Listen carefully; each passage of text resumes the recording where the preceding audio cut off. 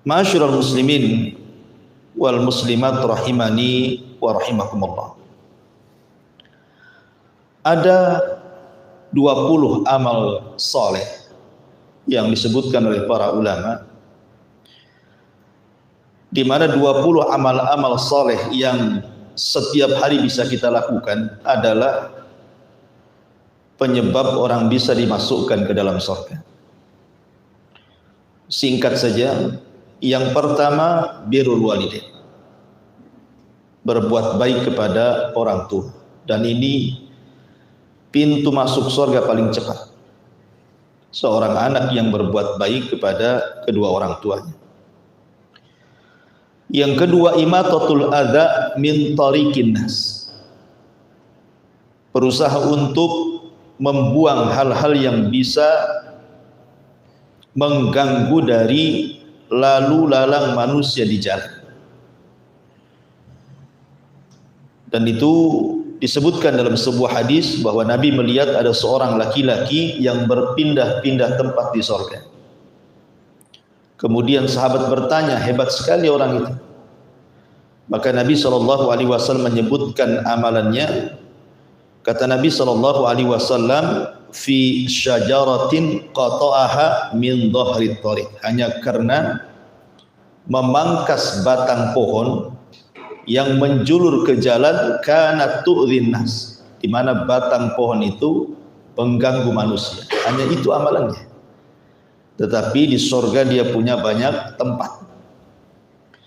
Kemudian yang nomor 3, al-amanatu fil bai' wat tijarati wasidqi fil muamalatil maliyati bainan nas, berusaha amanah dalam jual beli, kemudian jujur dalam bermuamalah, khususnya berkaitan dengan harta dengan manusia.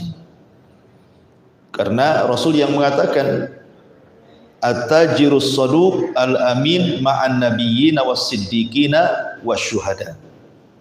Para pedagang, para peniaga yang jujur lagi amanah itu akan dikumpulkan bersama para nabi, para siddiqin dan para syuhada. Yang nomor 4, qada'u hajatin nas, berusaha untuk membantu hajatnya manusia yang sedang kesulitan. Karena Rasul yang mengatakan man farraja an muslimin kurbatan farrajallahu anhu biha qurbatan min qurabi yaumil qiyamah. Barang siapa yang meringankan beban seorang muslim, maka Allah akan ringankan beban dia di hari ketika itu banyak beban yang Allah bebankan pada hari kiamat. Artinya orang ini dimudahkan masuk surga. Kemudian yang nomor 5, at-tarafu anil mujadalati wa kadmul ghaidi, berusaha untuk menghindari perdebatan dan sabar untuk tidak mudah marah. Karena Nabi SAW yang mengatakan bahwa orang-orang ini akan disediakan satu rumah di surga bagi orang yang dia berusaha untuk tidak melakukan perdebatan walaupun dia di pihak yang benar. Kemudian nomor 6, as-salatu ala waqtiha, berusaha untuk salat tepat waktu. Dan itu berdasarkan hadis yang sahih bahwa ini amalan terbaik dan bisa memasukkan ke dalam surga. Yang nomor 7, zikrullahi azza wa jalla, berusaha berzikir kepada Allah azza wa jalla dengan memperbanyak tasbih, tahmid, tahlil dan begitu seterusnya. Kemudian yang nomor 8, al-muhafadzatu alal adiyati wal aurat ats-tsabitati fis sunnah, berusaha untuk menjaga doa-doa dan wirid-wirid yang memang sudah dianjurkan dalam sunnah. Kemudian yang nomor 9, talabul ilmi wa ta'limuhu linnas, belajar seperti malam ini kita belajar. Kemudian setelah itu kita ajarkan ilmu yang kita dapat kepada manusia, karena jalan yang paling singkat menuju surga itu adalah ilmu. Man salaka tariqan yaltamisu fihi ilman sahhalallahu bihi tariqan ilal jannah. Jadi barang siapa yang meniti berjalan di sebuah ilmu, maka Allah mudahkan jalannya menuju surga. Artinya thalabul ilmi itu jalan singkat menuju surga. Kemudian yang nomor 10 silatul arham. Berusaha untuk bersilaturahim dengan kerabat. Kemudian nomor 11 kafalatul yatim. Berusaha untuk mengkafil anak yatim. Karena Rasul yang mengatakan saya bersama anak yatim di sorga seperti ini. Kemudian merapatkan jari tengah dan telunjuknya. Kemudian yang nomor 12 qiyamul lail. Berusaha untuk salat malam. Kemudian yang nomor 13 as-sadaqah. Berusaha untuk bersedekah, dan sebaik-baik sedekah adalah sadaqatus sir. Sedekah yang tidak ditampakkan. Kemudian yang nomor 14 tajdidut taubah, memperbaharui taubat. Senantiasa setiap hari kita istighfar. Makanya Rasul aja tidak kurang 100 kali istighfar setiap harinya. Kemudian yang nomor 15 ihsanul wudu, berusaha memperbaiki wudu dan juga mentajdid, memperbaharui wudu. Walaupun sudah punya wudu, umpamanya mau sholat wudu lagi gitu ya. Kemudian juga berusaha melaksanakan sunnah rakaatai al-wudu, 2 rakaat wudu, sebagaimana hadis Bilal ketika sandalnya terdengar di sorga oleh Rasul. Kemudian ditanya apa amalan Bilal, maka Bilal mengatakan karena dia tidak pernah meninggalkan wudu dan 2 rakaat sunnah wudu.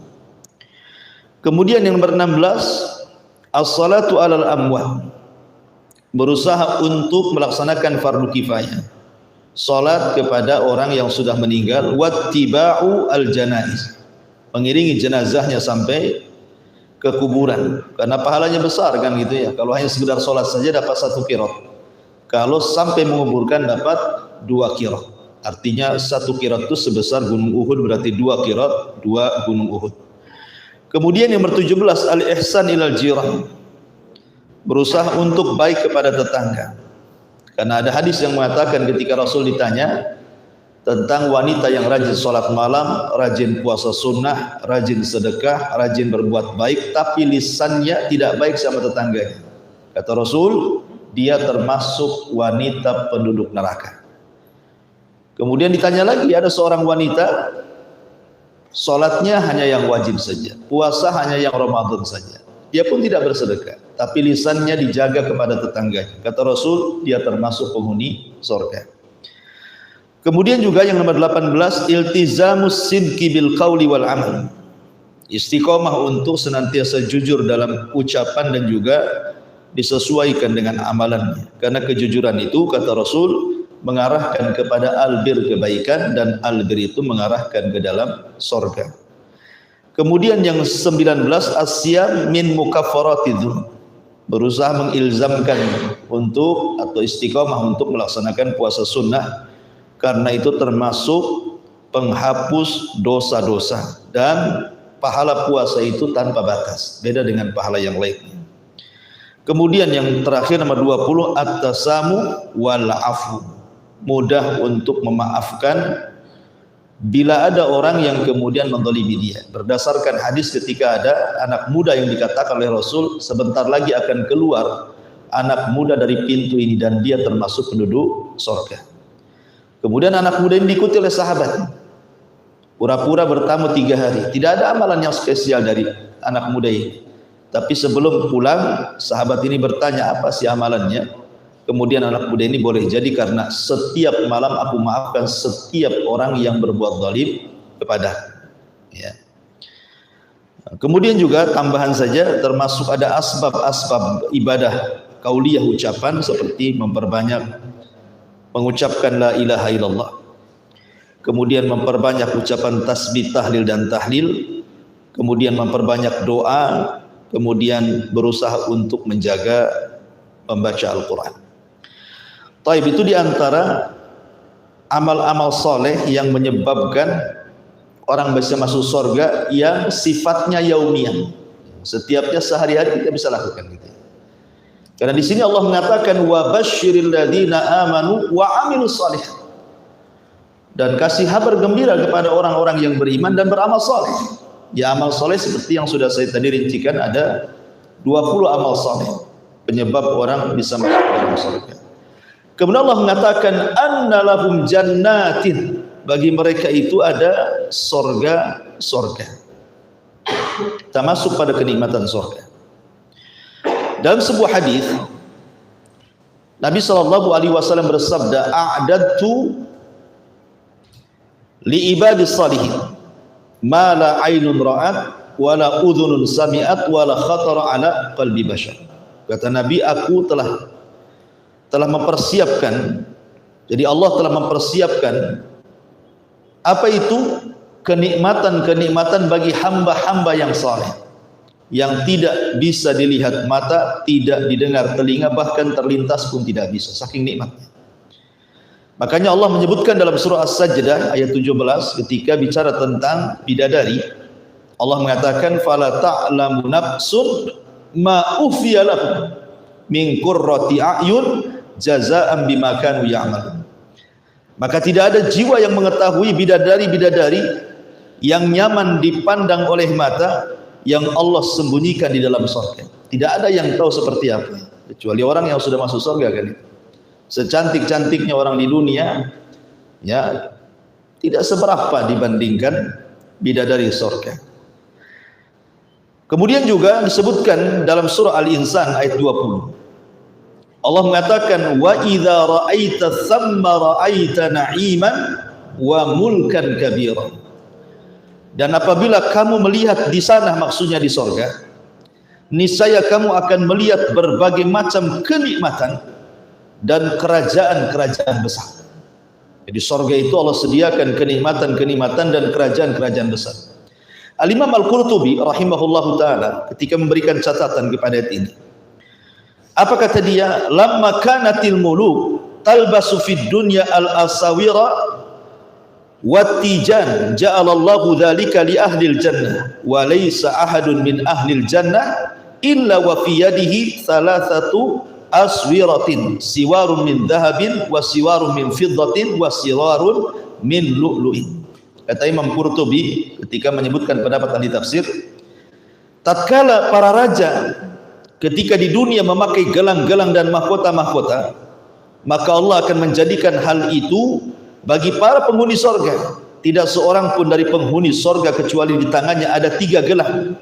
Gelang dari emas, gelang dari perak, dan gelang dari mutiara.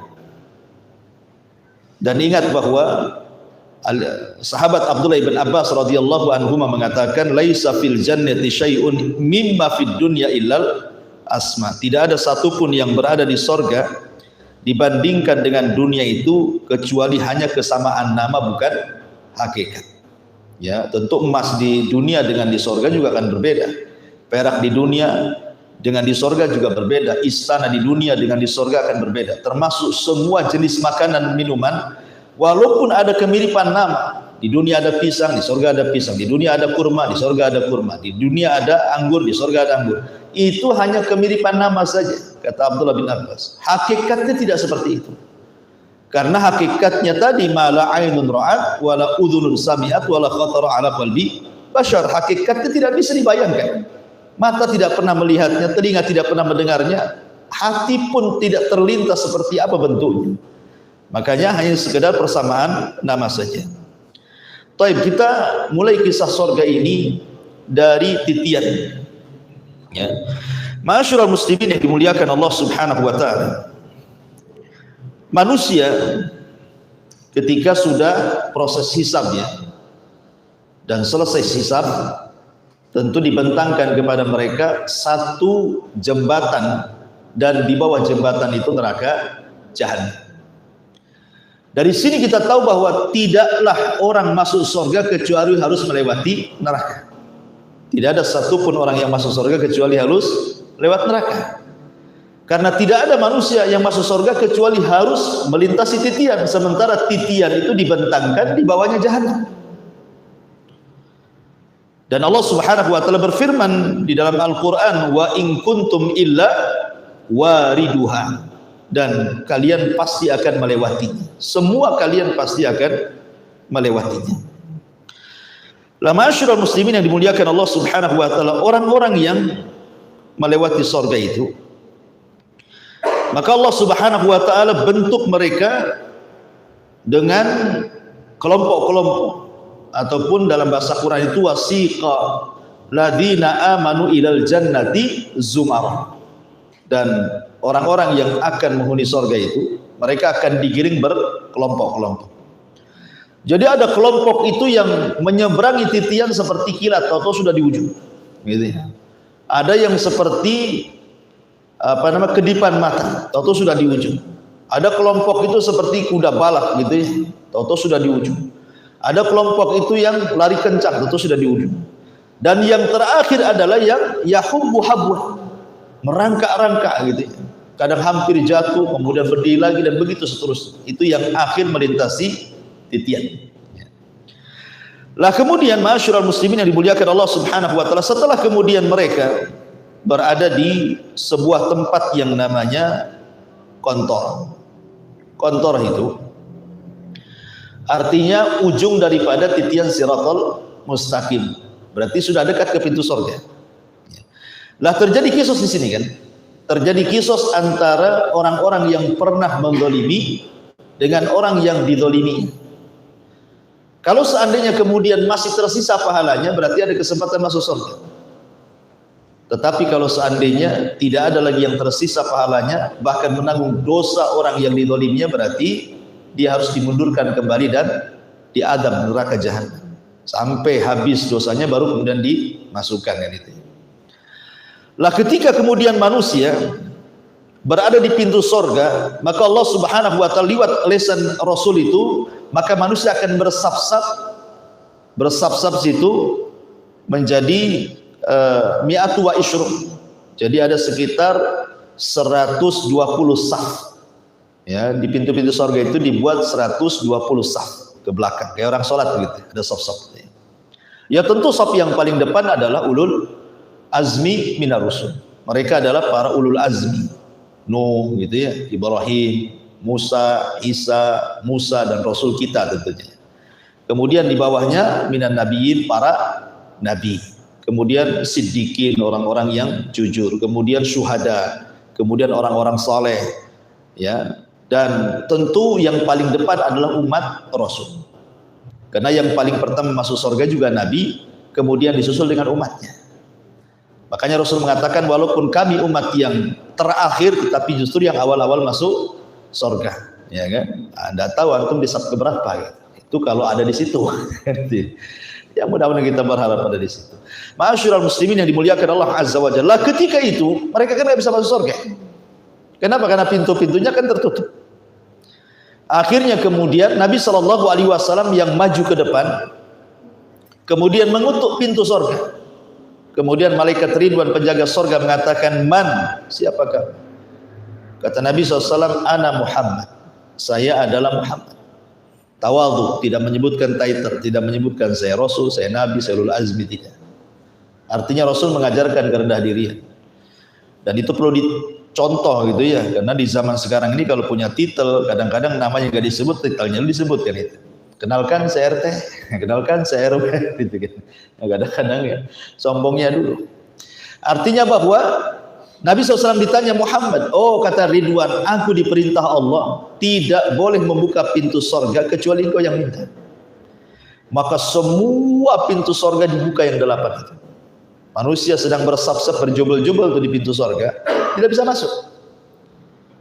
Karena hanya Nabi yang bisa membuka pintu surga kan. Nah disinilah kemudian setiap pintu sorga itu, ingat pintu daun pintu sorga itu luas, disebutkan dalam hadis gitu ya, jaraknya itu. Jadi penyeru-penyeru itu sudah berada di pintu-pintu sorga, malaikat-malaikat itu sudah ada di pintu-pintu sorga.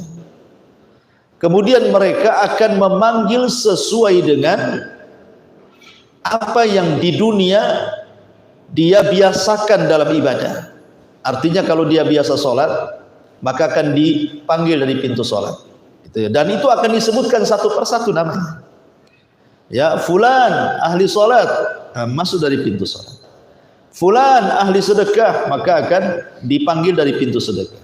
Fulan ahli puasa, maka akan dipanggil dari pintu Rayyan. Jadi manusia akan digolongkan, zumara, dikelompok-kelompokkan sesuai dengan keahlian. Makanya ketika Imam Malik rahimahullahu taala menjawab kritikan dari Abdullah ibn Abdul Aziz Al-Umari, kan pernah saya ceritakan. Ketika disoroti ibadahnya Imam Malik yang kurang, maksudnya ibadah sunnahnya, karena sibuk mengajarkan hadis gitu ya. Dikritik sama Abdullah ibn Abdul Aziz Al-Umari agar Imam Malik lebih menggiatkan lagi kepada sholat-sholat sunnah, puasa-puasa sunnah. Pokoknya diimbangkan antara ilmu dan amal sunnah itu.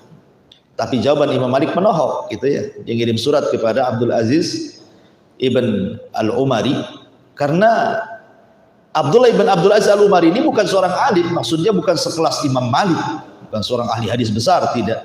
Dia hanya ahli ibadah. Memang ibadahnya luar biasa. Ibadah wajibnya, ibadah sunnahnya itu terkenal seorang abid dia. Jadi Imam Malik rahimahullah taala mengatakan, innallaha qad qasama al-arzaq qad qasama al-a'mal kama qasama al-arzaq, katanya. Kata Imam Malik, wahai Abdullah ibn Abdul Aziz Al-Umari, bahwa Allah sudah membagi-bagi amal manusia itu sebagaimana Allah sudah membagi rizki kepada manusia. Manusia saja rizkinya beda-beda kan gitu. Ada yang jadi dokter, ada yang jadi pilot, ada yang jadi tukang, ada yang jadi gojek, ada yang jadi menteri, ada yang jadi RT, macam orang rizki itu kan. Di dunia saja rizki bermacam-macam. Lah amal soleh juga sama. Terkadang ada orang yang dilebihkan dari puasanya. Makanya Imam Malik meneruskan, farubba sa'imin, farubba rajulin yuftah lahu sawm walam yuftah lahu sadaqah, kata beliau. Boleh jadi orang itu dibukakan pintu puasa, tapi pintu sedekah dia nggak dibuka. Kalau puasa rajin, suruh sedekah agak malas, gitu maksudnya. Kalau suruh sholat malam luar biasa, suruh puasa pulang udah lapar. Jadi orang itu nggak sama semuanya, kata Imam Malik, karena orang itu diberikan karunia masing-masing. Ya, makanya kenapa pintu sorga pun dibuat demikian. Karena ada orang yang kemudian dilebihkan dari sholatnya, ada orang yang dilebihkan dari sedekahnya, ada yang dilebihkan dari tobatnya, ada orang yang dilebihkan dari jihadnya, dan begitu seterusnya. Makanya pintu sorga dibentuk masing-masing kelebihan dari ibadah di dunia. Makanya nanti masing-masing dipanggil. Tetapi adakah kemudian orang yang dipanggil dari semua pintu? Ada. Siapa? Abu Bakar. Abu Bakar Siddiq radhiyallahu anhu akan dipanggil dari semua pintu. Apakah hanya Abu Bakar? Tidak. Ada beberapa orang seperti wanita yang melaksanakan 4 kewajiban. Kata Nabi SAW, idza shallatil mar'atu khamsaha wa shamat syahraha wa hafizat farjaha wa ata'at ba'laha qila laha udkhulil jannah min ayyi abwabis samaniyah syi'ti, gitu.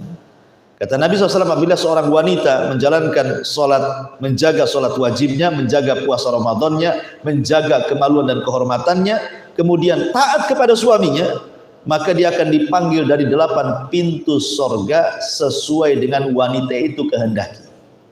Jadi ada beberapa amalan yang bisa orang itu dipanggil dari semua pintu sorga.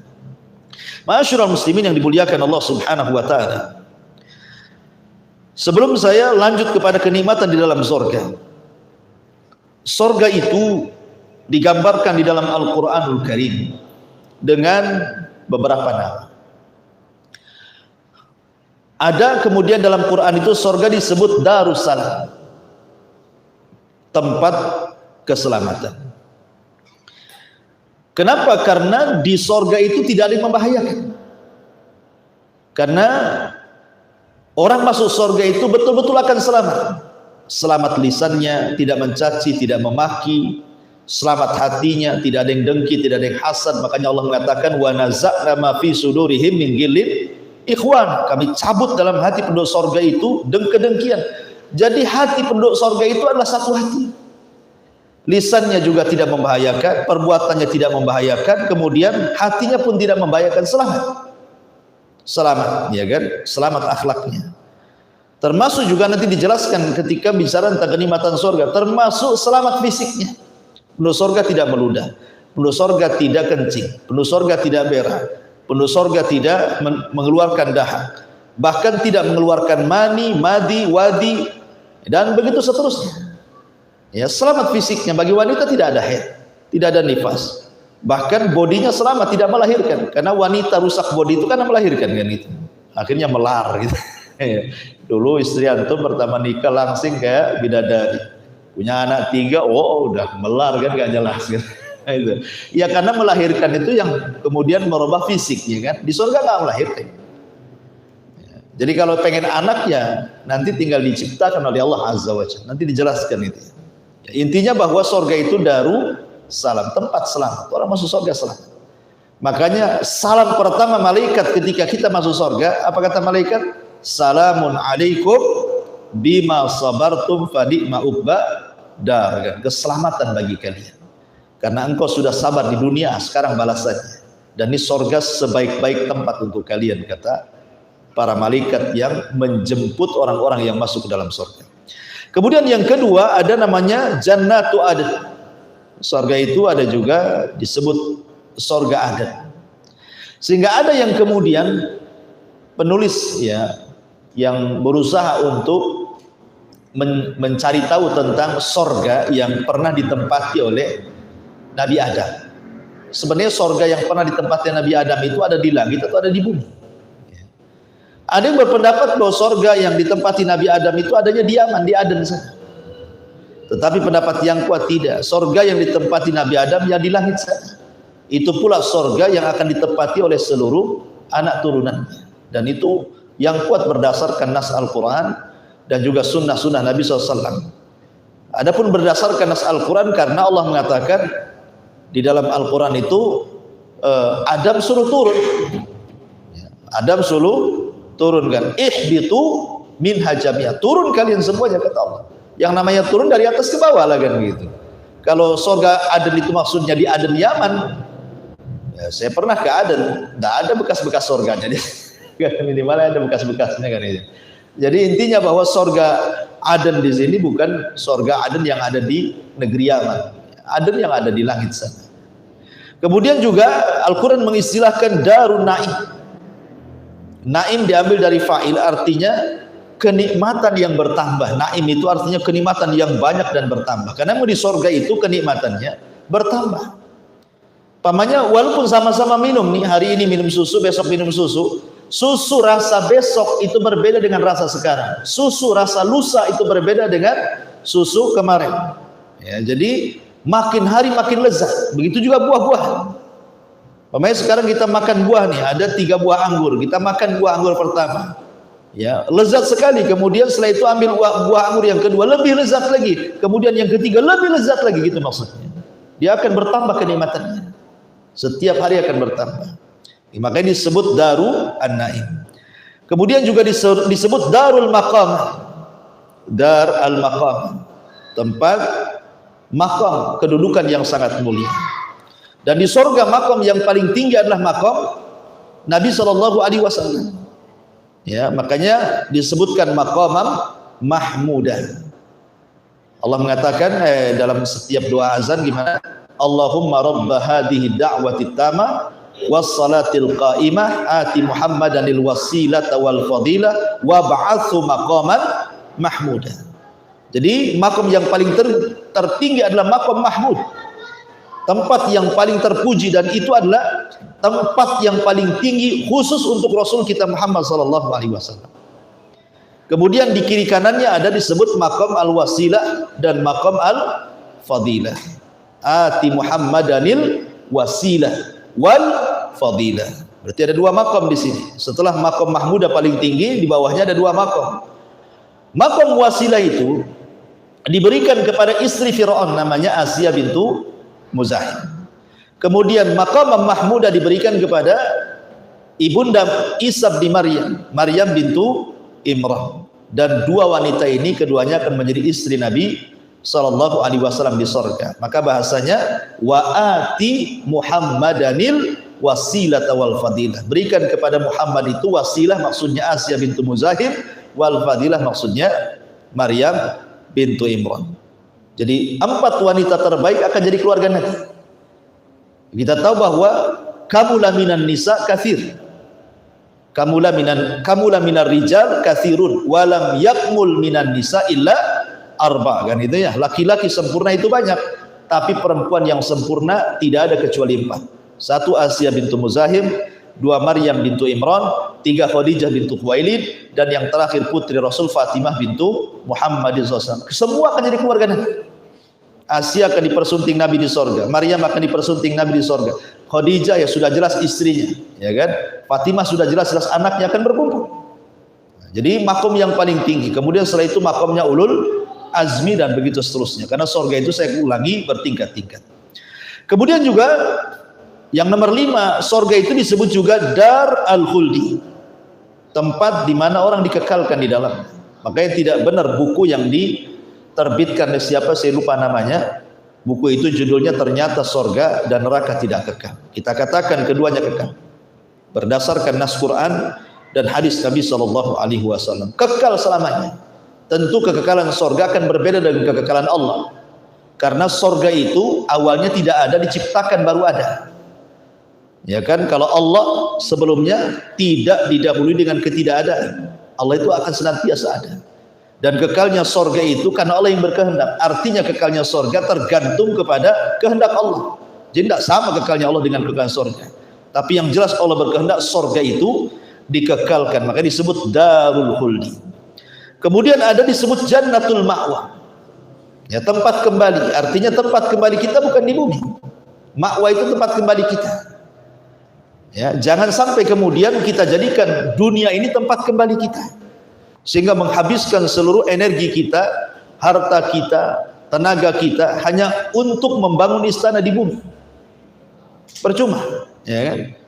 Kalau orang kemudian membangun istananya di bumi dengan membeli istana yang megah, kendaraan yang mewah, tanah yang luas dan begitu seterusnya, nanti juga akan ditinggal. Betapa banyak orang-orang kaya setelah numpuk kekayaannya kemudian meninggal. Kekayaannya jadi rebutan ahli warisnya kan? Karena memang dunia itu bukan tempat kembali. Makanya Nabi SAW mengatakan kepada Abdullah ibn Umar radhiyallahu anhu, kun fid dunya ka'annaka gharib aw birus sabil. Abdullah ibn Umar, jadilah di dunia ini seperti orang asing yang hanya lewat sesaat, ataupun jadikan dunia ini tempat persinggahan saja, singgah saja sebentar, nanti akan jalan lagi, ya kan? Karena memang tempat kita bukan di dunia tetapi di sorga. Makanya ada istilah sabda Nabi yang mengatakan man ahabba liqa Allah ahabballahu liqa'ah, wa man kariha liqa Allah karihallahu liqa'ah. Barang siapa yang cinta berjumpa dengan Allah, Allah cinta berjumpa dengan dia. Siapa yang benci berjumpa dengan Allah, Allah pun benci berjumpa dengan dia. Apa maksudnya? Maksudnya kalau dia ketika di dunia dia investasikan seluruh nafasnya untuk akhirat, ya, hartanya dia bangun untuk istana di sorga, kemudian kehidupannya hanya untuk sorga saja. Ketika dia sedang mendekati sakaratul maut, dia akan cinta dengan kematian dan akan cinta dengan Allah. Karena apa? Dia ingin segera menempati sorga yang selama ini dibangunnya di dunia, sehingga dia cinta berjumpa dengan Allah dan Allah pun cinta berjumpa dengan dia. Tapi kalau seluruh kekayaannya, seluruh waktunya dia investasikan di dunia, ketika hendak meninggal berat dia, sehingga dia benci berjumpa dengan Allah karena tahu akhirnya neraka. Makanya Allah benci juga berjumpa dengan dia. Makanya di sini di antara nama surga adalah jannatul ma'wa. Kemudian yang nomor 7 juga darul hayawan, artinya tempat kehidupan. Yang sesungguhnya kehidupan itu di surga. Kalau di dunia ini bukan sesungguhnya kehidupan, tapi darul ibtila, tempat kita diuji di dunia ini. Makanya sering saya katakan, orang di dunia ini satu tidak akan selamat dari istirahat, pasti sibuk, ya. Yang kedua tidak akan selamat dari ucapan manusia, pasti disakiti. Yang ketiga tidak selamat dari kematian, pasti mati. Dan karena memang bukan kehidupan, ya, akan banyak masalah di dunia ini. Karena ini bukan cari kehidupan yang sebenarnya adalah darul hayawan. Maksudnya tempat kehidupan yang hakiki yang penuh dengan kebahagiaan yang sempurna itu hanya ada di surga. Kemudian juga surga disebut al-firdaus, dan firdaus itu surga yang paling tinggi. Sebagaimana sabda Nabi SAW, idza sa'altumullaha fas'alu al-firdaus al-a'la. Apabila minta surga jangan tanggung-tanggung, kata Rasul. Minta surga yang paling tinggi, maksudnya surga firdaus. Kenapa? Karena surga firdaus itu a'lal jannah, yang paling tinggi surganya, wa fawqahu arsyur rahman, di mana atapnya langsung arsy Allah Subhanahu wa taala. Kemudian juga disebut maq'adus sidqin gitu ya, tempat duduk tempat tinggal yang betul-betul tempat tinggal, bukan hanya sekedar di dunia saja. Kadang-kadang kita sudah buat rumah yang bagus, masih ada saja kurangnya, ya, ada saja celahnya, pengen dirombak lagi, pengen ini lagi, pengen itu, banyak keinginan, ya. Taib, ini nama-nama sorga, masuk kepada sifat-sifat sorga. Masyarul muslimin yang dimuliakan Allah Azza wa Jalla, sorga itu memiliki tingkatan yang luar biasa. Sebagian para ulama mengatakan bahwa tingkatan di sorga itu sebanyak huruf dalam Al-Quran. Sebagian lagi mengatakan bahwa tingkatan di sorga itu sebanyak ayat dalam Al-Quran. 6.500 kurang lebih ayat dalam Al-Quran. Ya, ada yang mengatakan sebanyak huruf dalam Quran berarti banyak, gitu ya. Ada yang mengatakan sebanyak ayat dalam Al-Quran. Dan ini berdalil dengan sabda Nabi SAW ketika Allah berfirman kepada penduduk sorga, Iqra, bacalah Quran, menunjukkan bahwa Quran itu bukan dibaca di dunia saja, sampai ke sorga disuruh baca. Iqra, baca Quran. Wartaq, naik, pilih tingkatanmu di sorga, suruh naik kita, ya. Karena penduduk sorga itu bisa terbang. Ya, kalau di dunia kan Superman aja bisa terbang, itu pun settingan kan itu. Kalau di sorga itu memang bisa terbang orang. Makanya disuruh iltak, nyari ke atas. Kan tingkatan kan sorga itu darajat, makin tinggi makin indah. Kalau neraka makin bau makin jahat gitu ya. Jadi suruh naik, suruh terbang ke atas. Ya, sebagian lama mengatakan dikasih rop-rop. Rop-rop itu kasih sayap di belakang, terbang ke atas. Ya kan? Kemudian disuruh mencari tingkatannya di sorga. Kemudian kata Nabi SAW, warattil, tetapi tartilkan bacaanmu, jangan tergesa-gesa. Warattil kama kunta turattil fid dunya. Kemudian Rasul mengatakan, fa inna manzilataka inda akhiri ayatin taqrauha. Tempat dudukmu, maksudnya tempat tingkatanmu di sorga itu disesuaikan dengan akhir ayat yang kau baca di dunia. Artinya semakin banyak gemar membaca Quran, semakin tinggi tingkatannya. Jadi bacaan Quran itu salah satu peninggi derajat, ya, di akhirat itu, ya. Ma'asyiral muslimin yang dimuliakan Allah Azza wa Jalla. Dari sini kata Syekhul Islam Ibn Taimiyah rahimahullah taala mengambil istinbat dari hadis ini bahwa tingkatan sorga itu sebanyak ayat di dalam Al-Quran. Ya, ada juga yang mengatakan sebanyak huruf di dalam Al-Quran. Lah dari tingkatan-tingkatan sorga itu Allah kecualikan ada mi'atu darajatin. Jadi ada 100 derajat tingkatan yang itu dikhususkan untuk para mujahidin. Karena memang para mujahidin itu memang terkenal perjuangannya di dunia kan. Sudah menghabiskan waktunya, biayanya, bahkan nyawanya, sehingga derajatnya dikhususkan. Ada khusus ya kan, 100 derajat itu para khusus bagi para mujahidin. Taib. Adapun kemudian sorga sendiri memang tidak dijelaskan berapa tingginya kan. Al-Quran hanya menyebutkan lebarnya saja. Ya, wasari'u ila magfirati min rabbikum wa jannatin arduhas samawat wal ardh, kan itu ya. Bersegeralah kalian mencari ampunan Allah karena sorga itu seluas langit dan bumi. Al-Quran hanya menjelaskan luasnya saja.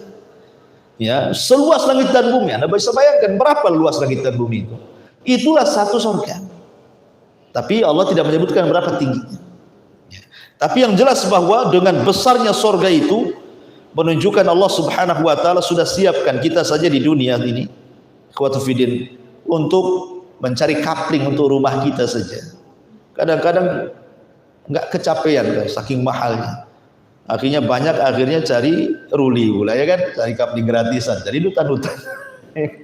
Coba satu kapling saja kita harus beli. Di ruli aja ada harganya gitu ya, harus tetap juga beli kan gitu. Kamen serobot juga. Artinya di dunia saja harus satu petak tanah saja sudah sulit. Tapi di surga itu bukan satu petak tanah, seluas langit dan bumi, dikasihkan free, langsung kasih sertifikat. Ya, enggak usah bayar WTO, karena Allah Subhanahu wa taala sudah berikan kepada penduduk surga. Bayangkan. Tetapi kita diberikan tanah yang luas, terkadang juga orang tidak tergoda kan. Terkadang orang kalau datang kotak infak di depan itu masih juga 2.000 yang masuk, seolah-olah satu petak di surga itu masih 2.000 harga. Kan itu ya. Di dunia saja enggak ada itu harga satu petak rumah 2.000, itu tetap juga 20 juta gitu ya, 40 juta. Ini dia mau beli tanah di surga 2.000, 3.000 ya. Kadang lebih parah lagi yang ada bunyi kenceleng. Ditengok disingkat 1000 rupanya 100 perak. Jadi kadang-kadang ada orang meremehkan seperti itu. Taib, kembali bahwa Allah hanya menyebutkan luasnya tapi tidak menyebutkan tingginya. Ayat ini ketika keluar, ketika turun gitu kan, ada seorang sahabat, lupa namanya siapa itu, pokoknya dalam perang Uhud, perang Badar. Jadi sahabat ini membawa kurma di tangannya. Kemudian dia mendengar ayat ini turun, bahwa surga itu seluas langit dan bumi. Maka kemudian dia mengatakan, ya Rasul, betul surga itu seluas langit dan bumi? Kata Rasul, ya. Kemudian dia maju melempar kurma-kurmanya. Dia mengatakan, kalau kurma ini masih di tanganku, maka tentu ini kehidupan yang melelahkan. Akhirnya kurmanya dilempar, dia pun perang, mati syahid. Ya kan?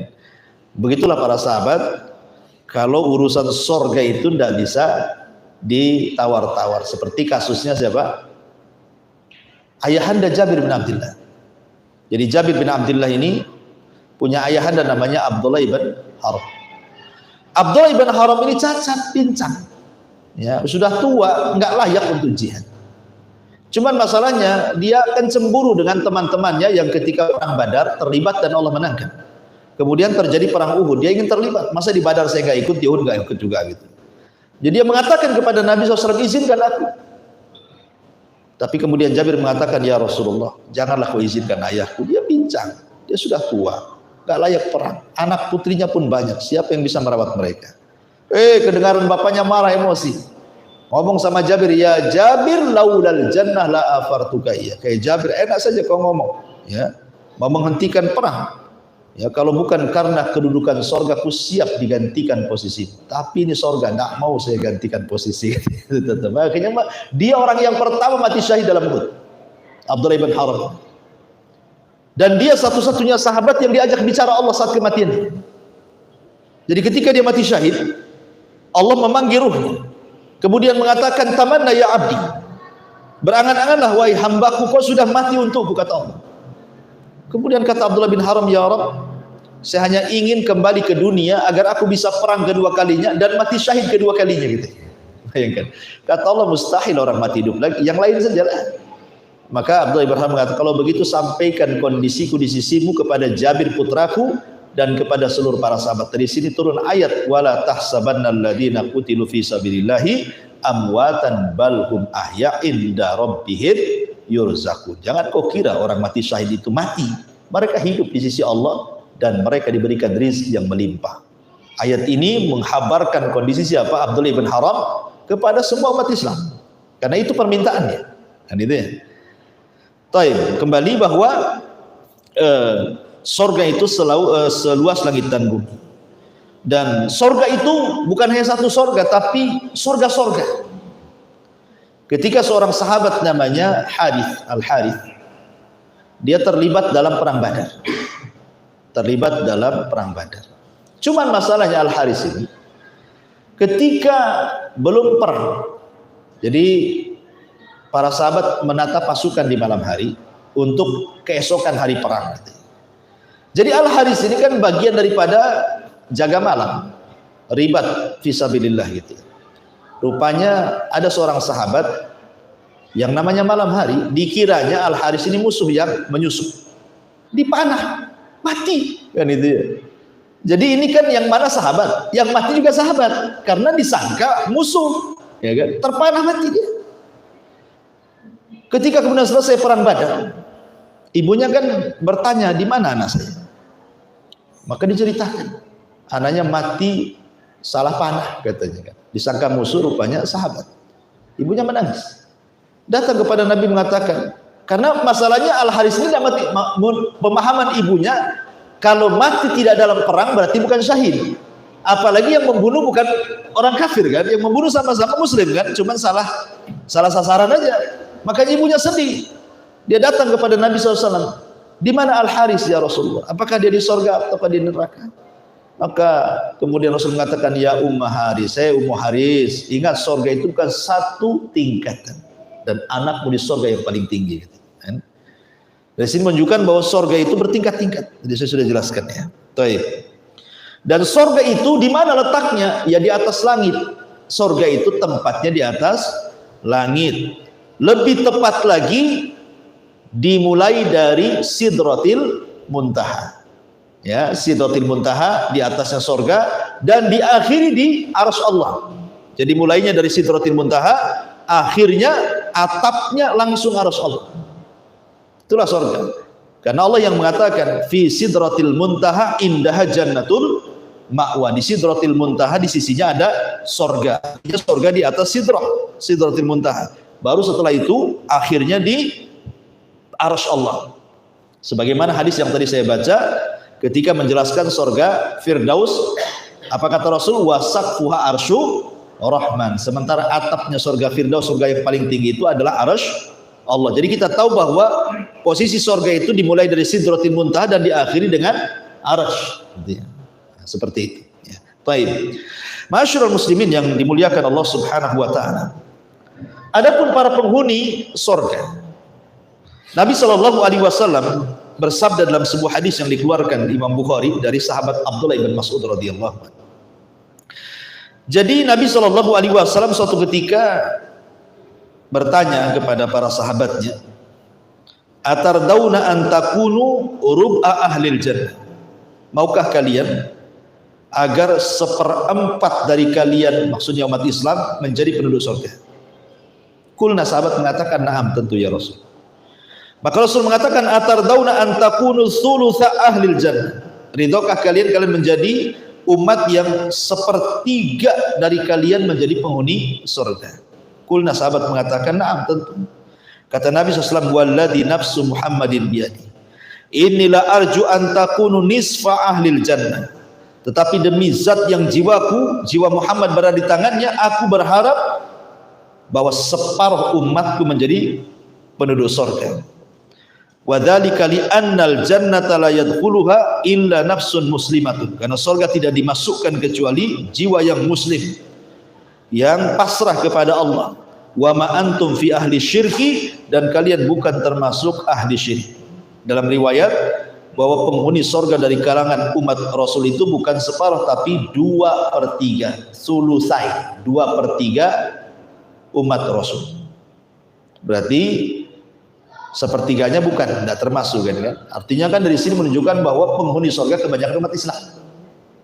Karena 2/3-nya masuk surga. Ya, luar biasa ya. Dan yang pertama masuk Nabi Shallallahu alaihi wasallam, kemudian disusul oleh umatnya. Taib. Ketika orang pertama masuk surga, apa yang dimakan dan apa yang diminum? Ya. Disebutkan dalam sebuah hadis, ada seseorang Yahudi bertanya kepada Nabi Shallallahu alaihi wasallam tentang makanan yang pertama kali dimakan penduduk surga. Maka Nabi SAW menjawab, ziyadatu kabidin nun, atau ziyadatu kabidil hud. Maka Nabi SAW mengatakan yang pertama kali dimakan penduduk surga adalah ziyadah kabidin nun, hatinya ikan paus. Itu yang pertama kali dimakan oleh penduduk surga. Kemudian ditanya lagi, fama ghada'uhu ala ithriha. Setelah memakan hatinya ikan paus, kemudian makanan selanjutnya apa yang dimakan? Maka Nabi SAW kemudian menjawab, akan disembelihkan yunharu lahum surul jannah, akan disembelihkan untuk mereka sapi-sapi sorga, alladzi ya'kulu min atrafiha, yang mereka makan dari ujung-ujungnya saja, yang lezat-lezatnya saja. Itu makanan kedua. Pertama makanan hati ikan paus, ya kan? Ada sih yang berusaha untuk mencari hikmahnya. Ya walaupun sebenarnya kita tidak perlu mencari hikmah, karena apa yang disabdakan Rasul selama hadis sahih kan samina wa ta'ah. Nah, kita cukup mendengar saja dan taat, ya kan? Nggak perlu membantah. Kenapa mesti hati ikan paus? Kenapa nggak pecel lele saja umpamanya kan? Ya, memang begitu sabdanya. Tapi ada yang kemudian mencari hikmah.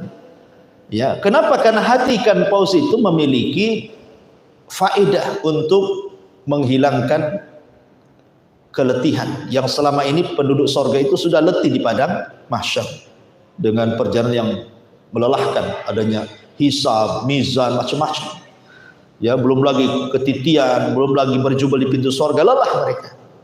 Maka sebagai jamunya untuk menghilangkan kelelahan itu memakan hati ikan paus. Ya, ada yang mencari hikmah seperti itu. Tapi kan bagi kita diketahui hikmah atau tidak selama hadis ini ya sami'na saja. Kan itu ya. Kemudian yang kedua, setelah makan hati ikan paus baru diberikan kepada mereka surul jannah, daging sapi sorga. Nah, jangan antum samakan ya sapi dunia dengan sapi sorga. Kemudian ditanya lagi, fama syarabuhum alaihi. Setelah mereka makan kabidil hut, makan dulu gitu ya. Kemudian daging sapi baru minum. Ya, dan dalam kesehatan kan gitu juga kan. Habis makan kan jangan minum kan. Nah, setengah jam baru minum. Nah, kan itu dalam kesehatan itu. Karena di sini juga begitu kan, makan dulu baru kemudian minum kan. Nah, jadi minumnya itu ada jeda. Fama syarabuhum alaihi. Lalu apa minuman mereka? Maka Rasul mengatakan min ainin tusamma salsabilah. Kata Nabi SAW, maka minuman yang pertama kali diminum penduduk surga adalah diambil dari mata air salsabilah. Jadi minumannya namanya salsabilah. Ada yang mengatakan air jahe, ya wedang jahe bahasa kitanya ya kan. Tapi kan wedang jahe di sini kan beda dengan wedang jahe di sana kan itu ya. Jadi ambil dari mata air salsabilah. Gitu. Kata orang Yahudi ini sodaqta kau benar wahai Muhammad. Dan Allah mengatakan ukulu hadaim wa dhilluha tilka uqbal ladina taqaw wa uqbal kafirina nar. Dan buahnya tak henti-henti dengan naungannya, demikian pula itulah tempat kesudahan bagi orang-orang yang bertakwa. Taib ya. Di sorga itu saya ulangi dari awal adalah tempat yang penuh dengan keselamatan. Selamat fisiknya, selamat lisannya, selamat hatinya. Dari Jabir bin Abdullah radhiyallahu anhu, Nabi SAW bersabda, "Inna ahlal jannati ya'kuluna fiha wa yashrabun, wala yatfulun, wala yabulun, wala yataghawwatun, wala yamtakhitun." Qalu fama balu ta'ami? Qala jusa'un wa raskhun karushil miski yulahhamuna at-tasbiha wa tahmida kama tulhamuna nafsa. Sesungguhnya penduduk surga itu mereka makan aja, minum saja, namun mereka tidak meludah, mereka tidak kencing, mereka tidak buang hajat, mereka tidak mengeluarkan dahak. Ada orang bertanya, berarti nggak ada toilet di surga Ustaz? Ya nggak ada, ngapain itu ada toilet? Oh nggak buang hajat, nggak kencing, apa yang dibuatkan toilet? Di surga itu tidak ada kamar mandi, tidak ada toilet, ya kan? Dan tidak pernah mandi juga. Memang badan mereka bersih, ya, selamat dari bau badan, tidak ada daki, gitu ya. Oh nggak ada yang keluar lah, cairan-cairan yang dibenci oleh penduduk dunia itu nggak ada di surga. Kemudian para sahabat bertanya, lalu bagaimana nasib makanan di perut mereka kalau mereka tidak buang hajat ya Rasulullah? Maka Rasul mengatakan cara membuang hajatnya dengan cara bersendawa. Itulah buang hajatnya. Kan gitu. Kalau kita itu berarti kenyang gitu. Tapi kalau di surga ya maksudnya sendawanya itu adalah buang hajatnya, atau dengan cara berkeringat. Dan keringatnya berbau minyak misik. Ini keringatnya sebagai buang hajat, subhanallah. Jadi senanglah keringat berbau misik gitu kan. Kalau kita aja buang hajat di dunia, makanya ada sepiteng itu karena jijik manusia melihatnya dan tidak mau menciumnya kan gitu. Ini keluar keringat bau misik lagi. Mereka diilhami selalu bertasbih dan bertahmid sebagaimana kalian selalu bernafas. Karena seluruh makhluk di sorga itu, benda apapun, pohon apapun, mereka akan bicara. Jadi bisa bicara semuanya. Sendok bisa bicara, gelas bisa bicara, piring bisa bicara, semua bisa bicara. Ya. Dan mereka senantiasa bertasbih dan bertahmid. Semua yang di sorga itu, semua. Dan kalau ngirim pesan itu, pamannya antum ingin berjumpa dengan Nabi SAW, kan mustahil. Sorga antum di bawah, Nabi berada di makom di atas sorga Firdaus, gimana? Tapi pengen ketemu. Ya. Maka tinggal ngomong saja, nanti akan tersampaikan kepada Nabi SAW dan Rasul yang turun menemui kita. Tidak mustahil kita berjumpa dengan Nabi SAW dan Rasul pun ingin berjumpa dengan kita.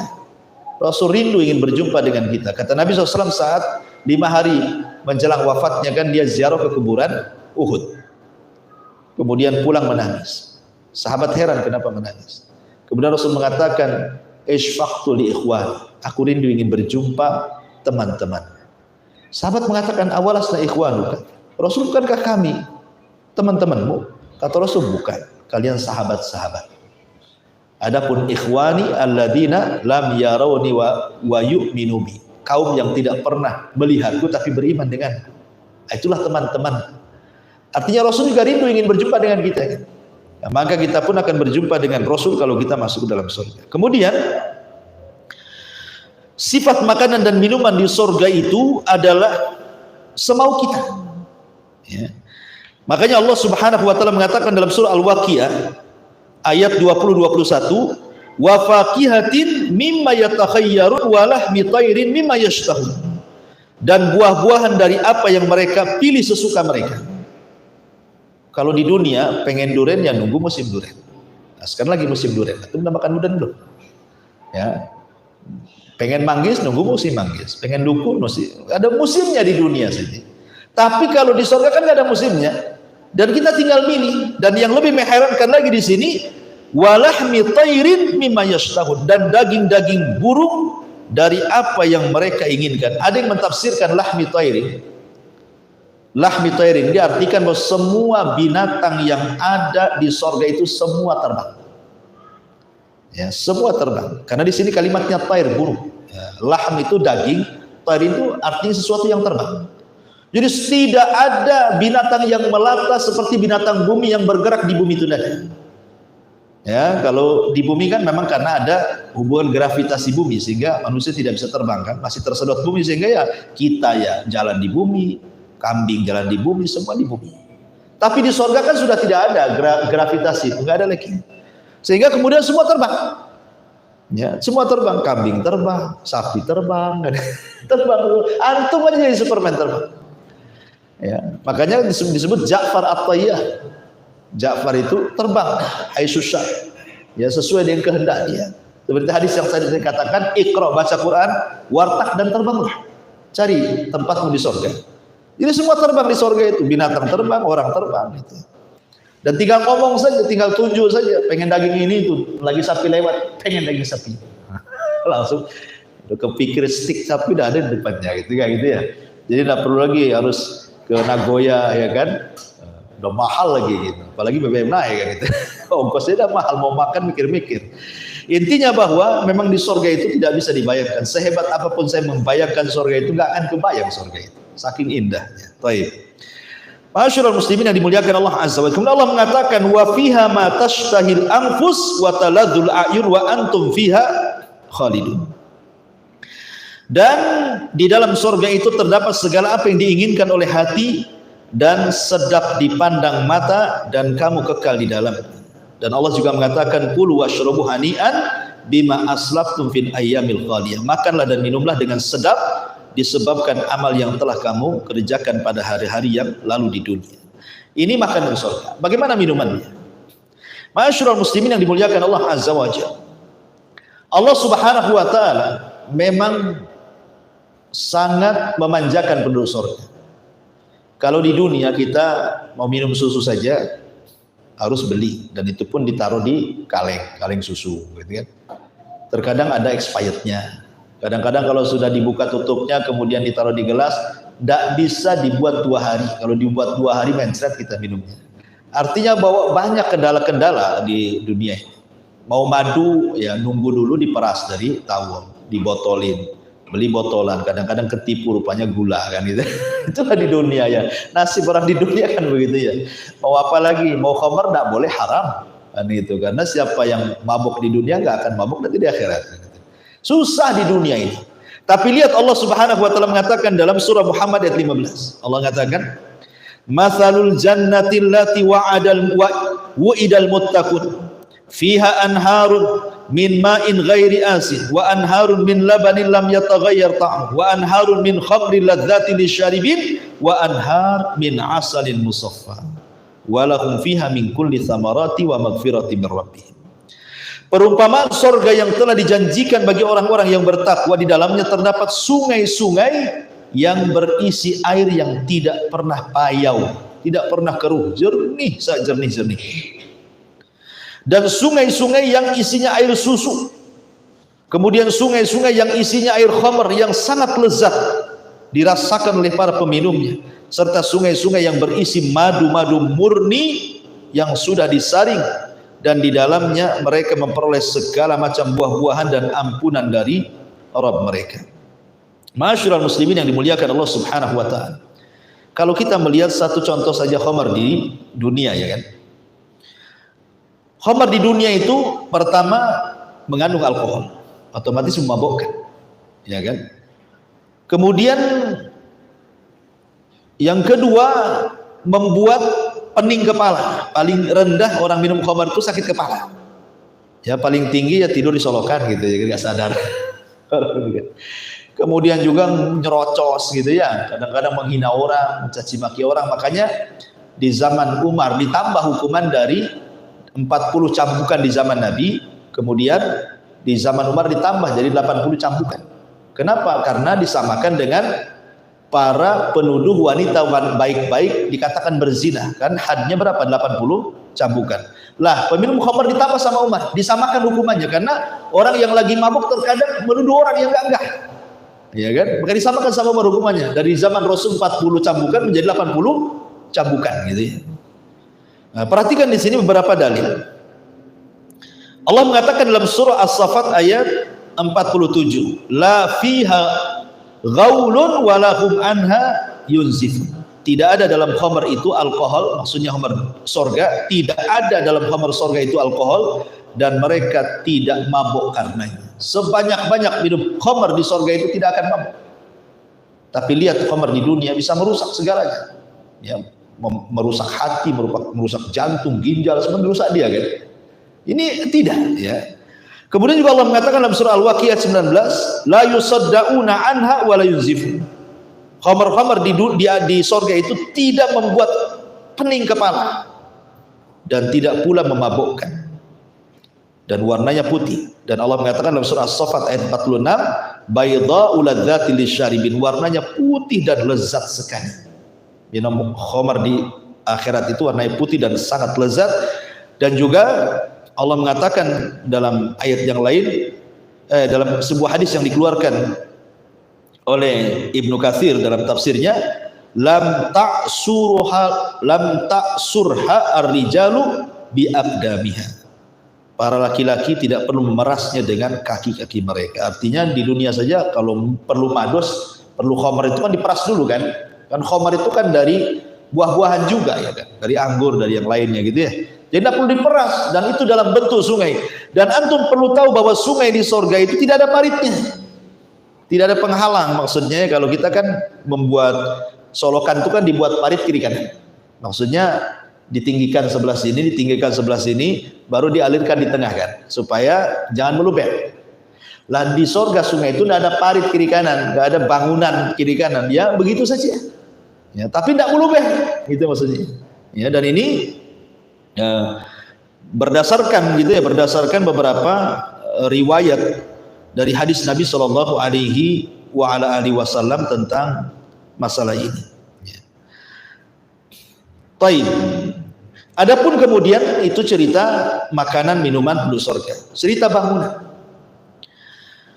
Bangunan di surga itu diriwayatkan dari seorang sahabat Nabi Shallallahu Alaihi Wasallam yang dikeluarkan Imam Tirmidzi dan juga disahihkan oleh Syekh Nasiruddin Al-Albani rahimahullah taala, ketika dua sahabat bertanya kepada Rasul soal bangunan surga. Jadi dia mengatakan, akhbirna an bina'il jannah ya Rasulullah. Rasul tolonglah jelaskan bangunan-bangunan surga itu kayak apa, rumah-rumah surga, istana-istana surga itu kayak apa gitu. Maka Nabi SAW mengatakan, labinatun min zahabin wa labinatun min fiddatin. Satu bata untuk membangun bangunan dari surga terbuat dari emas, dan bata yang lain terbuat dari perak. Wa mila tuha al-mis, kemudian lantainya berupa minyak kasturi yang semerbak. Wa turbatuha za'faran, tanahnya berupa za'faran. Wa khusbanuha lu'lu wal yakut, kerikilnya berupa mutiara-mutiara dan permata. kerikilnya dari mutiara, permata lagi, kerikilnya. Di dunia saja ada mutiara dan permata mahalnya luar biasa. Dan kita bangun rumah itu bukan 1-2 pasir, 1 truk kan gitu. Kalau 1 truk mutiara dengan permata dah kaya antum. Tapi itulah pasirnya. Itu bangunan-bangunan di surga itulah pasirnya seperti itu. Ya, lantainya minyak kasturi, bata-batunya emas perak, kan, luar biasa. Ya, kita punya segede bata emas saja gitu udah kaya tuh. 1 bata saja kan emas gitu ya. Emas batangan segede bata saja udah kaya. Kemudian Rasul mengatakan man yadkhuluha yan wala ya'as wala yab'as wa yukhlad wala yamut wala tablas thiyabuhum wala yafna syababuhum. Siapa yang masuk ke dalam surga maka ia selalu berada dalam keadaan senang dan tidak pernah susah. Makanya muka-muka penduduk surga itu wujuhu yauma idzin naimah. Ya. Wajah-wajah penduduk surga itu naimah. Naimah itu ya seperti kita di dunia ini baru selesai bayar utang. Tiba-tiba kemudian dapat hadiah uang miliaran. Kan senang tuh hidupnya. Ya. Dia pusing punya utang 10 ribu, tahu-tahu ada yang ngasih uang 1 miliar. Nah, kalau bayar 10 ribu kan sisanya masih banyak tuh. Oh, senang dia kan. Nampaklah orang senang itu di dunia itu. Dan orang susah pun nampak gitu. Tengok orang punya utang kan nampak itu mukanya. Stres gitu. Jadi wajah-wajah penduduk surga seperti itu karena banyak kenikmatan dengan ada beban ya, wajah-wajah mereka itu penuh dengan nikmat nampak gitu. Wajah-wajah penduduk surga itu penuh dengan nikmat. Makanya orang yang masuk surga itu mereka senang. Yang luar biasa lagi adalah wa yukhlad wala yamut wala tablas thiyabuhum wala yafna syababuhum. Artinya tidak pernah susah, ia kekal tidak pernah mati, bajunya tidak pernah rusak dan masa mudanya tidak akan berlalu. Masa mudanya tidak akan berlalu. Padahal istilah syarah mengatakan laitas syabab yaudu yauman. Kata orang Arab itu seandainya masa muda itu bisa diputar balikan ke belakang, mustahil, ya kan? Lihat orang-orang yang sudah tua-tua, yang sudah usia 60, ya 70, terkadang kalau bercerita apa yang dibanggakan? Masa mudanya, ya kan? Orang-orang yang sudah purnawirawan kadang-kadang kan, itu yang diceritakan apa? Masa dia berjabat masa muda.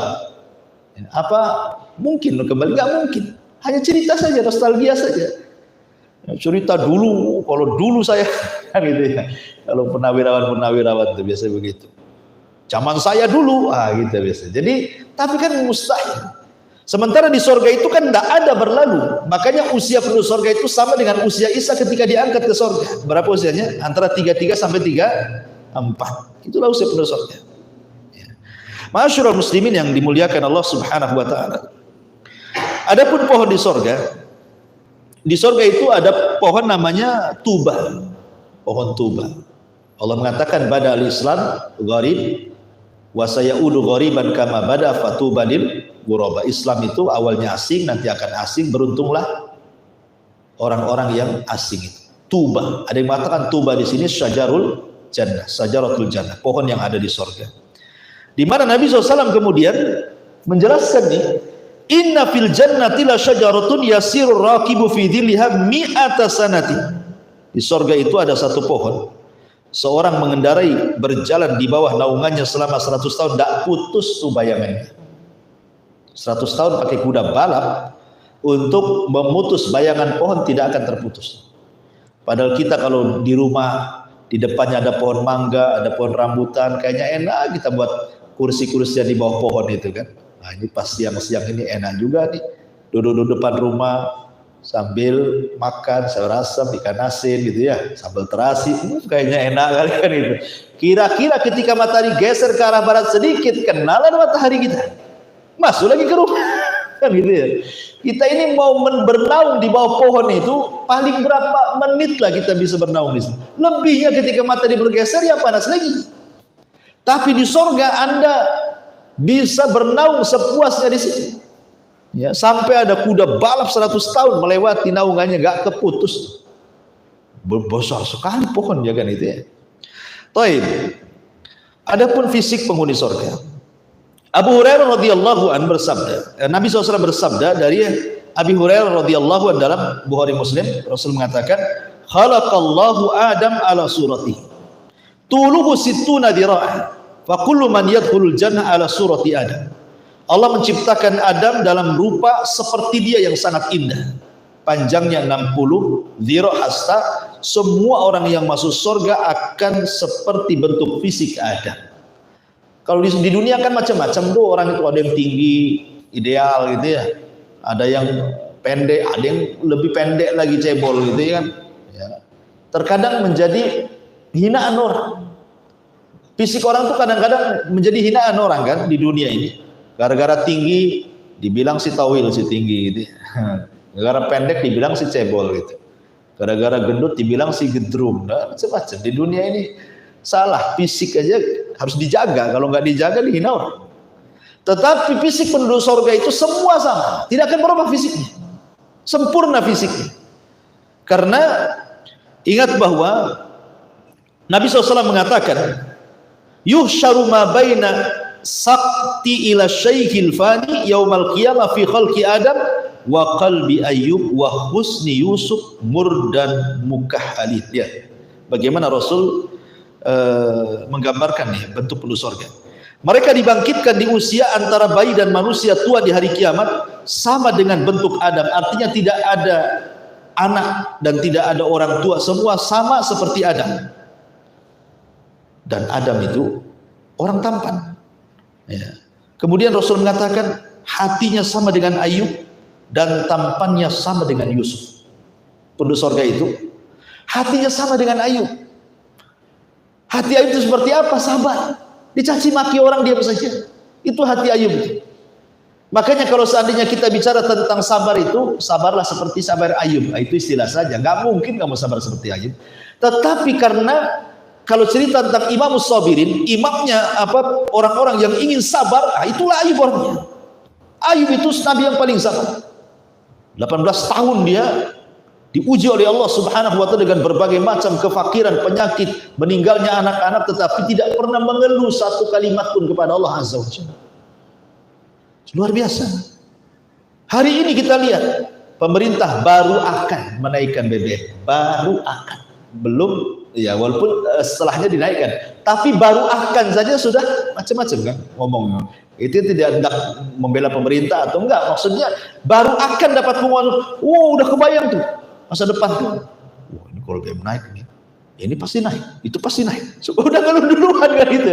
Padahal belum kejadian, setelah kejadian makin ngeluh lagi. Ya, karena tidak sabar tadi. Ya, jadi terkadang seperti itu. Jadi di surga tidak ada hati-hati yang seperti itu. Kenapa? Karena terpenuhi ekonominya. Ya, kalau di dunia ngeluh karena tidak terpenuhi ekonomi, makanya ngeluh kan itu ya. Di surga terpenuhi semuanya. Ya.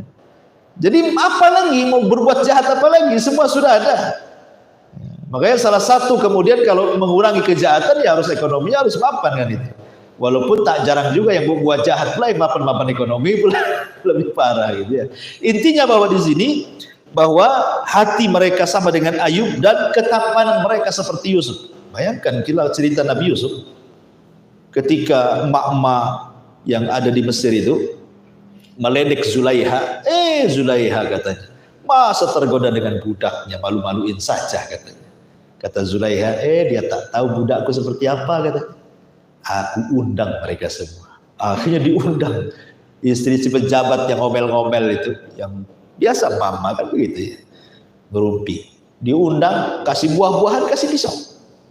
Nah, setelah mereka pegang pisau semuanya, kemudian mereka sedang iris buah-buahan semuanya, kata Zulaiha, wahai Yusuf, keluar kau kata. Keluar. Oh, dipandang semua sama mama pejabat itu. Apa kata mereka? Ma hadza illa malakun karim. Ini bukan manusia, ini malaikat katanya. Gitu. Bayangkan mereka sampai membayangkan Nabi Yusuf ini bukan manusia, ini malaikat katanya.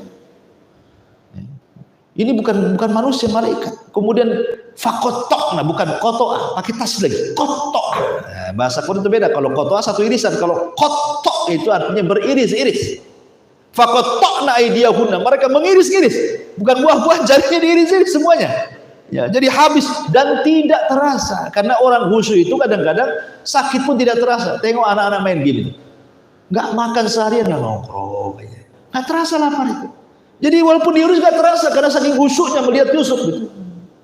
Sampai dibilang malaikat. Coba bayangkan, baru tahu mak-mak ini kata Zulekha, itulah Yusuf. Kenapa aku tergoda dengan dia? Akhirnya bapak-bapak pejabat takut istrinya terfitnah. Akhirnya mereka buat pasal karet, kita penjarakan saja Yusuf katanya.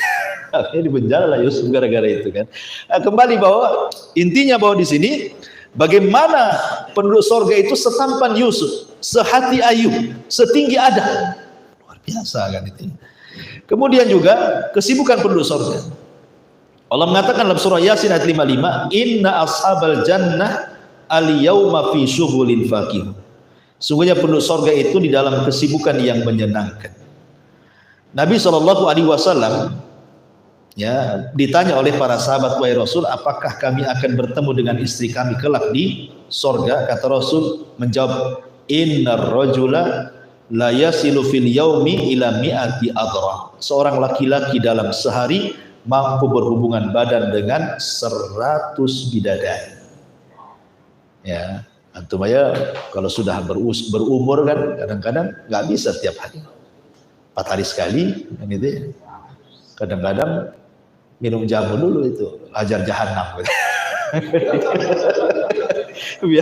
biar strong gitu kan. Di sorga 1 hari loh antum bergilir 100 bidadari. Bisa bayangkan, Allah berikan kekuatan. Dan ketika para ulama mentafsirkan surah Yasin 55, maksudnya penduduk surga itu fi syughulin faqihun, kesibukan yang menyenangkan itu artinya memecahkan keperawanan ya. Jadi pecahkan keperawanan tapi tidak pernah janda-janda gitu. Ya kalau habis perawannya pecah dibuat lagi perawan lagi. Makanya Allah mengatakan inna ansha'nahunna insya'an wa ja'alnahunna abkaran uruban atraban.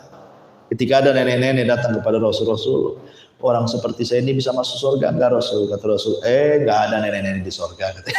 Terus nenek ini pulang nangis. Dikira dia tidak masuk surga. Maka Rasul mengatakan, bilang sama nenek itu, bukan nenek itu tak masuk surga, maksudnya di surga enggak ada nenek-nenek. Ya, karena semuanya akan jadi perawan usianya 33 sampai 34. Katakan kepadanya, inna ansha'nahunna insya'an wa ja'alnahunna abqaran uruban atraba. Kami jadikan mereka perawan uruban atraba, usianya sama. Mau laki-laki perempuannya segitu. Enggak akan hilang masa mudanya. Kemudian kemah-kemah di surga, inna fil jannati khaymatun min lu'lu'i mujawwafatin arduha sittuna mila. Di surga ada kemah dari mutiara yang dilubangi, lebarnya 60 mil. Antum kalau mau honeymoon dengan istrimu, hangout atau apa istilahnya kan, harus bayarlah ke hotel kan. Kadang-kadang kalau mau ke hotel yang agak mahal, tak ada pula duit gitu. Terpaksa kelas melati. Ya sesuai dengan pesa lah kan itu. Tapi di surga disediakan fasilitas kamar disediakan. Karena tahu sebenarnya surga itu dunia ini miniatur surga. Apa yang kita hajatkan, disenangkan di dunia itu disediakan di sana gitu. Apa sih kemauan kita? Mau rekreasi udah ada, ya. Nanti kita ceritakan bagaimana ada air yang mancur dari bawah, ada air yang curah dari atas, ada yang sungai, ada macam-macam. Itu kan tempat-tempat rekreasi manusia di dunia. Di surga ada semuanya, disediakan taman-tamannya, kebun-kebunnya, ya luar biasa gitu. Kemudian juga di antara pasar surga, di surga juga ada pasar. Anas bin Malik radhiyallahu anhu menyampaikan sabda Nabi SAW, inna fil jannati lasuqa ya'tunaha kulla jum'atin fatakhubburihus simali fatakhussu fi wujuhihim wa thiyabihim fayazdaduna husnan wa jamala fayarji'una ila ahlihim wa qadizdadu husnan wa jamala fayaqulu lahum ahluhum wallahi laqad izdastum ba'dana husnan wa jamala fayaquluna wa antum wallahi laqad izdastum ba'dana husnan wa jamala. Subhanallah ya, dalam hadis Muslim, sungguh di surga itu ada pasar yang didatangi penghuninya surga setiap Jumat. Di dunia itu disebut hari Jumat, di surga disebut Yaumul Mazid ya. Bertiuplah angin dari utara mengenai wajah dan pakaian mereka hingga mereka semakin indah dan tampan. Mereka pulang ke istri-istri mereka dalam keadaan telah bertambah indah dan tampannya. Keluarga mereka berkata, demi Allah, wahai suamiku, engkau semakin bertambah indah dan tampan. Para suami pun mengatakan kepada istri-istrinya, kalian pun semakin bertambah indah dan cantik. Artinya setiap Jumat atau disebut dengan Yaumul Majid di sorga itu, ya, ada setiap Jumat itu untuk memperbaiki fisik manusia. Jadi setiap Jumat itu makin tampan, Jumat berikutnya tampan lagi, Jumat itu makin tampan, begitu maksudnya. Bahkan ada hadis ini memang tidak sahih ya, tapi masyhur gitu ya. Jadi orang yang masuk ke dalam surga itu, hadis ini dhaif ya. Jadi orang ini masuk ke dalam pasar, ketika pulang itu, jadi di pasar itu banyak gambar-gambar. Mungkin kalau di dunia ini kalau antum masuk ke tukang cukur, kan ada itu gambarnya banyak kan. Mau gaya apa kamu? Ya, mau gaya apa? Mau gaya orang pang ini gitu. Mau gaya orang ini begini, semua ada. Jadi di pasar itu semua muka ada. Tinggal antum pilih pengen seperti itu. Nah, nanti berubah muka antum kayak gini. Itu maksudnya. Itu tapi hadisnya lemah. Ya, tapi bisa juga terjadi. Namanya di surga itu sesuatu yang mustahil jadi mungkin. Ya kan? Sesuatu yang mustahil jadi mungkin. Ya. Dan di surga itu bukan tempat orang jualan, bukan kayak di dunia gini ya, jam 8 buka ruko gitu, jam 5 tutup ruko. Nah, bukan, maksudnya hanya untuk berjumpa dengan teman-teman dia selama di dunia itu akan berjumpa di pasar itu kan, sepekan mereka gak jumpa dengan kawannya. Jadi kalau ingin jumpa dengan kawan itu sepekan sekali, datang ke pasar, ketemulah kawan-kawannya, nanti cerita. Antum yang ketemu di sini cerita, oh dulu kita ngaji sama Abu Mero, ingat nggak? Jadi diingatkan tuh kejadian peristiwa di bumi itu semua ingat itu. Nah, disitulah terkadang kemudian sebagian mereka tanya, mana kawan kita yang satu itu yang sama kita kesana kemari ngaji? Kata malaikat, di neraka.